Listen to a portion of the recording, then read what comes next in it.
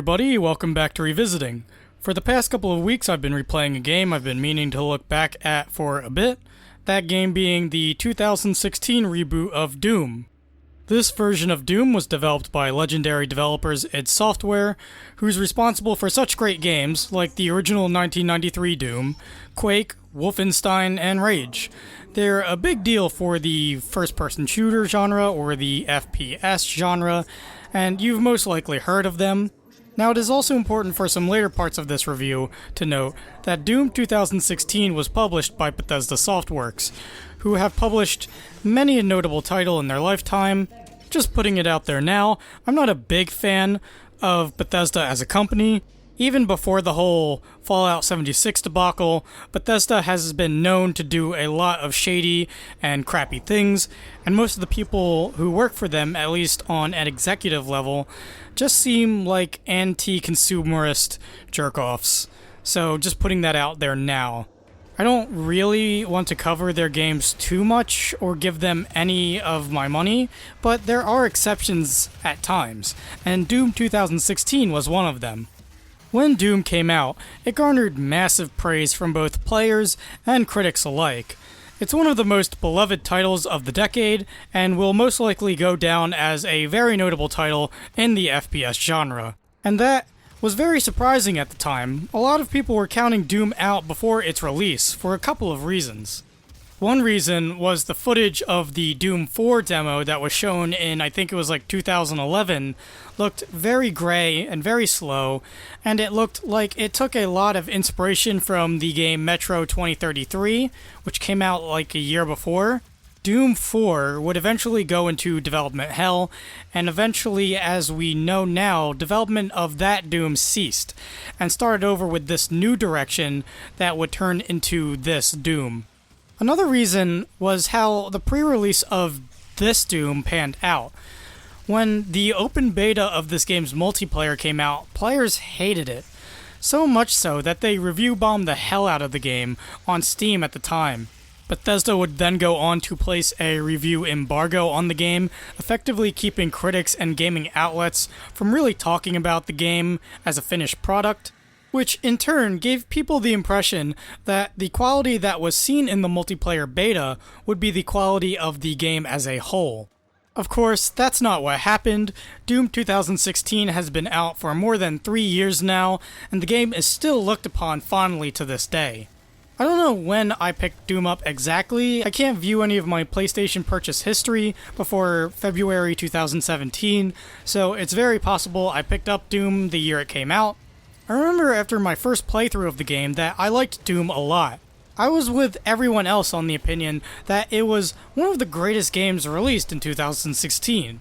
But then I went back months later to play it again, and I couldn't finish it. I got bored like halfway through the game and just quit once I got to hell for the first time. And I haven't really played the game until just recently. So, with this most recent playthrough, I had a couple of goals in mind when playing Doom again. First would be that Doom 2016's sequel, Doom Eternal, looks fantastic in its trailers. So I wanted to refamiliarize myself with 2016 in order to be ready for that game. I also wanted to see what drew me away from that game on that playthrough when I got bored.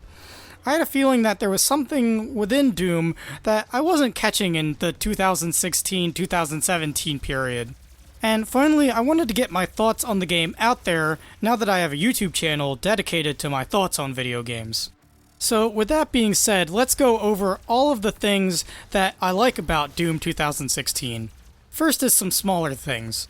I like the movement speed right out of the gate. It's fast and responsive. I also like the glory kill system, and how you can use it to gain more health. I also like the use of the color blue with this system, and other healing items within the game, especially since blue is a soft, calming color, being contrasted with the harsh red Mars setting. In Doom, the environments are so open that you intrinsically want to explore each and every corner to see what you can find. I honestly didn't think I would get as many collectibles and secrets as I did in this playthrough. I was surprised I got all of the Argent Energy and weapon attachments in the game. I wasn't really planning on getting them all, but it's really great that exploring will give you these super helpful character upgrades. Speaking of which, I really like how completing secrets and challenges can contribute to your character progression. That system really incentivizes exploration and secret collection, which, it should be noted, id Software kind of made this iteration of Doom almost like a character action game, with how they designed mechanics around the Praetor suit, which is the suit the Doom guy wears throughout the game. Staying on the progression points you can get while playing through a level, I like the idea of ranking combat effectiveness during levels, and giving players skill points throughout a level from that. It's a nice use of feedback for the player's actions, while also feeding them a proverbial carrot on a stick. I like the decision to have the player upgrade themselves as they go through the campaign overall. It's a nice side goal to aspire to. Another way they can do that are the rune powers, which are pretty neat. You can just equip them and forget about them. The challenges you have to beat to get these is also something I admire. Working to get these perks is something I enjoy a lot. Some of the rune challenges are pretty hard. I get pretty frustrated in a good way when trying to beat them. Some I just don't beat at all, and move on. I also like the idea of slowing down time when accessing the weapon wheel, so that you can still have your bearings in the middle of a battle. And I like the visually distinct qualities of each demon in the game. It allows for some sort of strategy to be employed in the middle of firefights. Like, at least at the start of the game, I will always go for the ranged enemies first. In addition to all of these things that I liked, there is also a lot of attention to detail that id provided during the development of this game. So much so that I probably miss a lot of it, but here's what I did catch. I like the little detail of having impact compensation displayed at the bottom of the screen when falling from great heights. It shows how aware the developers are when it comes to Doom's tone being realistic, but also a little tongue-in-cheek at the same time. There are also extremely clever ways id guides the eye in Doom. There is one specific section where once you open a door, a missile projectile whizzes by your face, coming from the right side. This causes you, the player, to look to the right immediately, without even thinking about it. I also like the use of green for guiding flashing poles, or general directional objects within Doom, both as guiding objects for the player, as well as serving a narrative purpose for how humanity was navigating these places. I also like the placement in terms of location and time for higher difficulty level enemies during firefights. It's like firefights get gradually harder the longer they go on. I also just noticed in this playthrough that the Cacodemon enemies laughed at you when they hit you, the little spherical bastards. And finally, the little classic Doom rooms that you can unlock with the levers are pretty cute to go through. Again, Doom can be pretty tongue-in-cheek at times. Now, with Doom being an FPS game, there is of course a wide array of useful weaponry at your disposal. In addition to that, there are quite a few sub-weapons for most of the weapons here as well. I have differing opinions on each weapon and their sub-counterparts, so first I'll start with the first weapon you can use, the pistol. Honestly, the pistol feels pretty useless. You can upgrade it and charge it up, but you get the shotgun fairly quickly, so the pistol for the most part is something that I don't use for a good majority of the game. Speaking of the shotgun, it's pretty nice. It's fun to use, although it can feel a little light on power. I mostly use it on weaker enemies. The charged burst is neat, but I'll mainly use the explosive shot, as it's pretty useful for clearing out or dealing damage to clusters of enemies. The super shotgun is more preferable to use. It has more kick and feels more satisfying to use. I would recommend only upgrading it twice and then never again, as double tap has the weapon feeling a little awkward to use when you can fire 2 shots instead of 1. The assault rifle is great for chewing through enemies. The scope attachment, when upgraded, is pretty good. I like that it will eventually deal extra damage when you look down it, like the Serious Sam games. Meanwhile, the micro missiles are fantastic. I like that they have a little delay to them before exploding, creating a satisfying effect on impact. The throwable items might as well just be the grenades for me. The siphon grenade is a good concept, but I barely use it.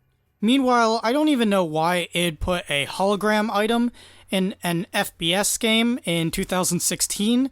They aren't that great to use in older titles, so why they put them in this game is beyond me. I can see players who prefer older design philosophies of FPS games not trying out the grenades, but they are good for just throwing in a general direction and forgetting about them. They'll normally hit something. The chainsaw is a really well implemented weapon.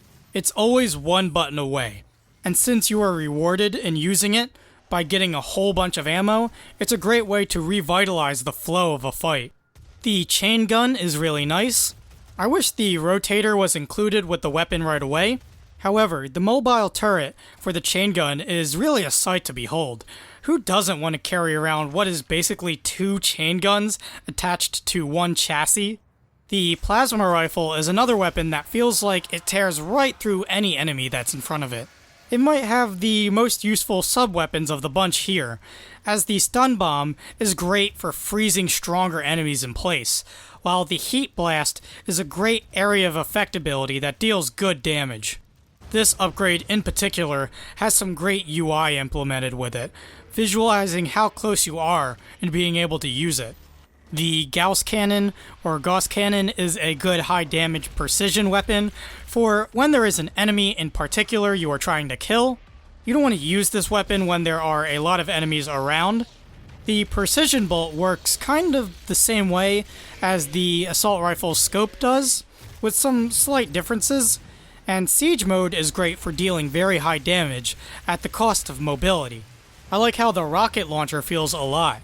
I feel like its long, cylindrical design helps a lot with its feel, like you're holding a giant cannon over your shoulder. The lock-on burst for the rocket launcher is a very good idea. It is very satisfying to pull off and helps get rid of tougher enemies right away. But the remote detonation, I just don't get at all.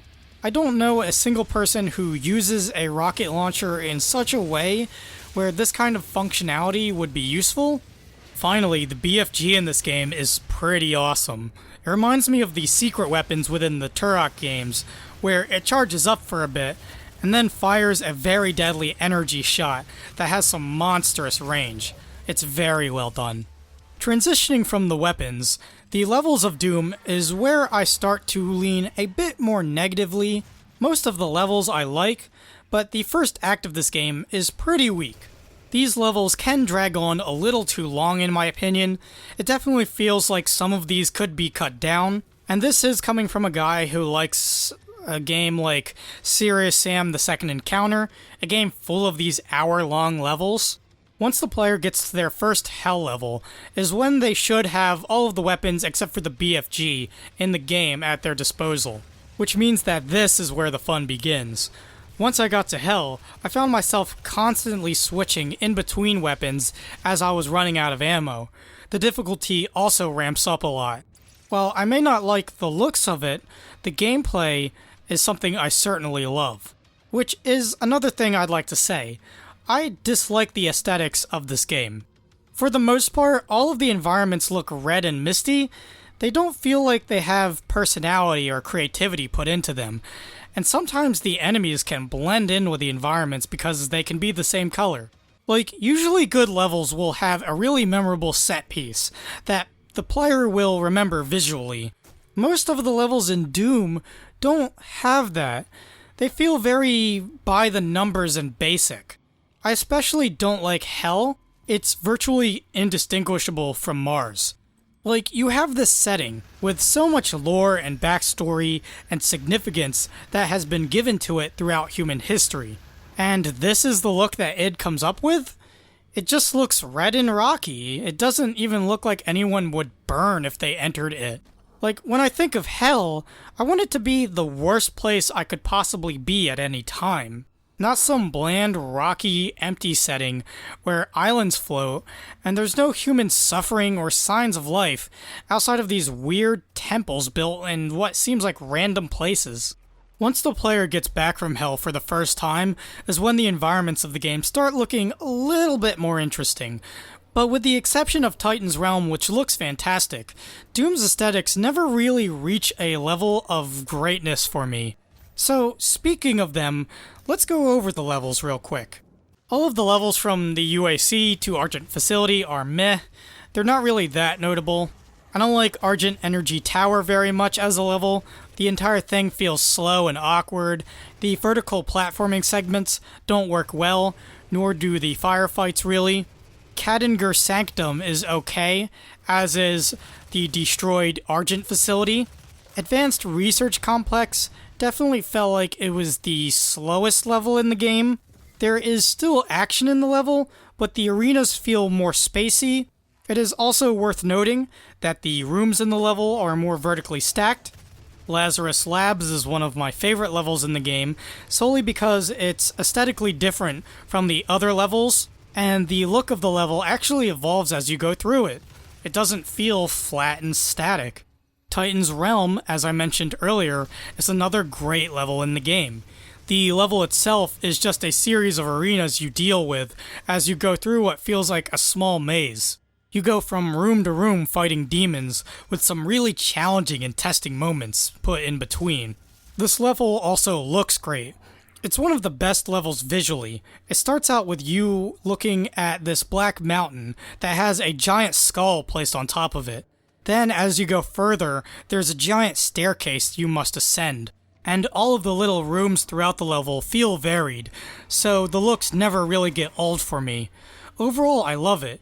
The entire level looks like it comes straight out of a metal album cover. The level after that, the Necropolis, is meh. I like the Vega chapter. It's colored blue, which is different. It's also very vertically stacked. The arena battles are multi-layered and are pretty hard to get through. I think id throws every enemy type imaginable at you in this level.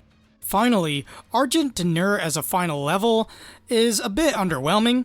It's the most video gamey out of all of the levels in the game, with 3 obvious objectives you have to destroy in order to get to the final boss. The level doesn't look like a final level either.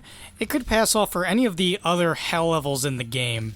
Now, I'd like to transition into my negative criticisms of Doom, of which I have a few, although I think a big aspect of that has to do with elements outside of the game itself.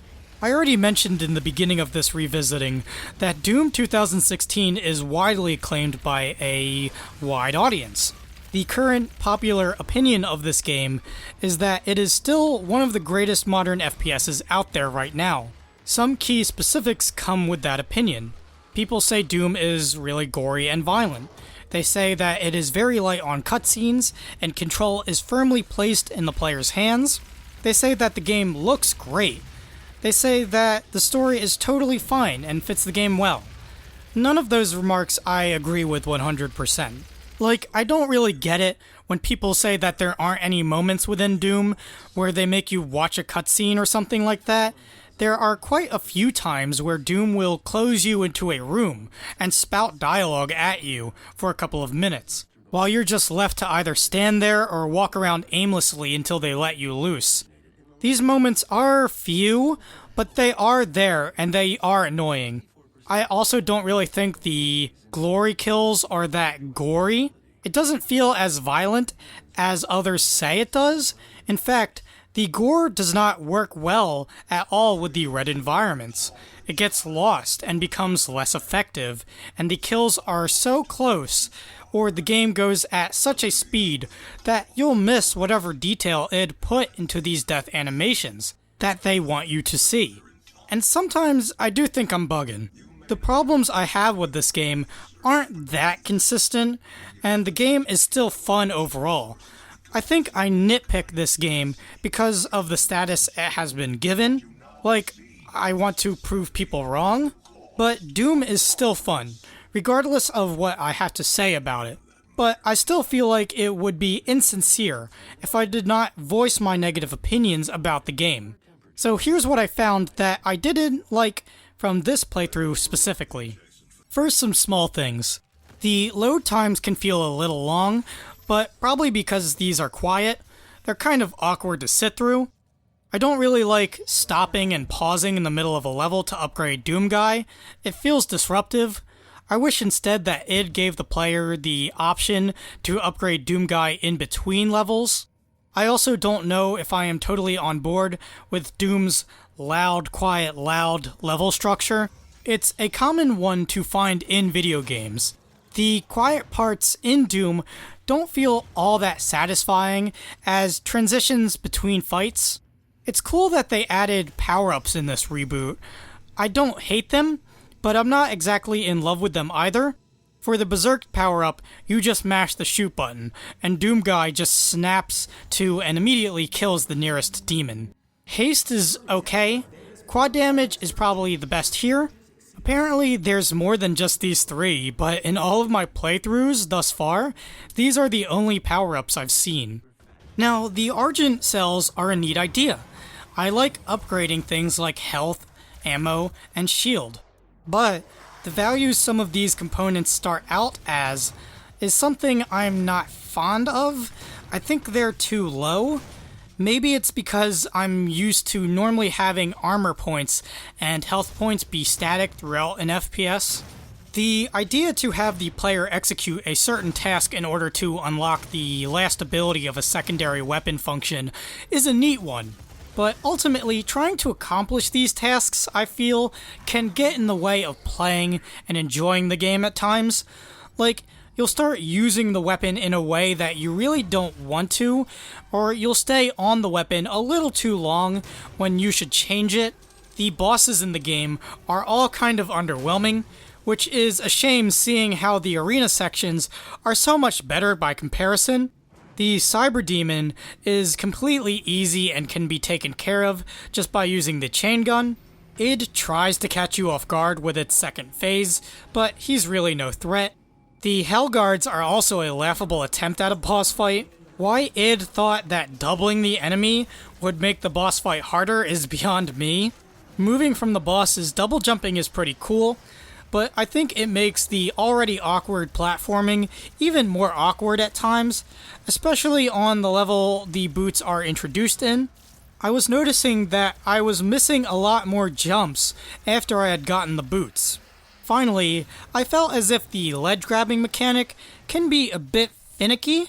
Most of the time it will work, but only if you take it slow and hit the ledge collision box head on. Anything else and I found that you'll whiff. However, the one aspect I feel the most negatively about is this game's writing. The writing in Doom is awful. Normally for a game like Doom, that has a heavy emphasis on action, a player can normally forego the story going on in the background. But in Doom here, the narrative is so present and of such poor quality that I feel for me it is distracting. And the other writing, like what you find in the entries of the Codex, are way too wordy and way too dry. I practically fell asleep when trying to read one of these.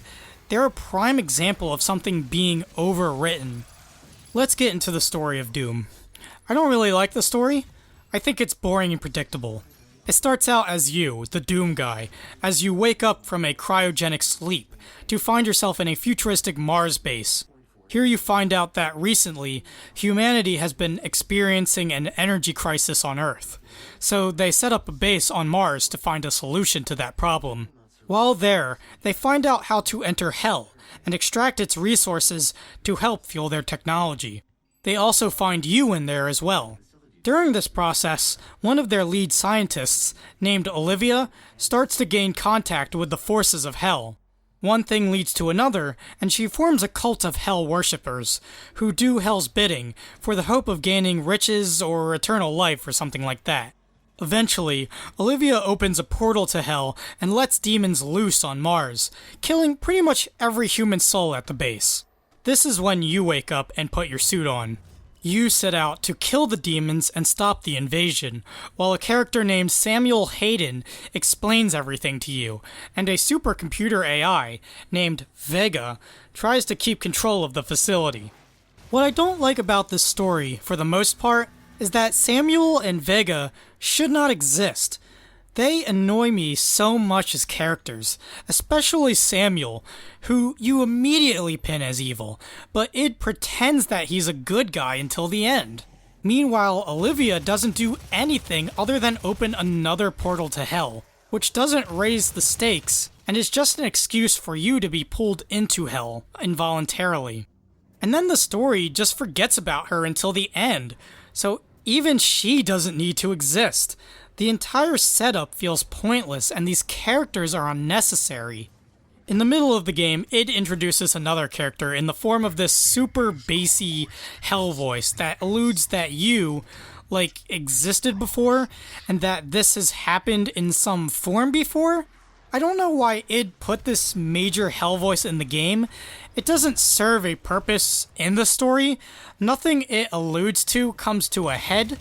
They're just teasing towards events that do not happen in the game, and rather sequel baits, which just annoys me and makes me mad, not excited. I feel like he's just there to make stupid players go, "Oh my god, there's so much lore and everything is so deep. He just said a thing that wasn't set up before, but the game feels like it's ending. I'm so excited." Oh my god. And oh my god, the ending of Doom 2016. It's so bad.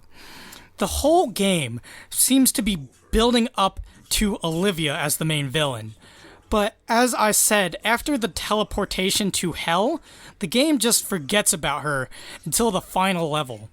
Then once you see her, she just dies, and some spider thing comes out and is the final boss instead. It's very anticlimactic, and the fight itself is fine.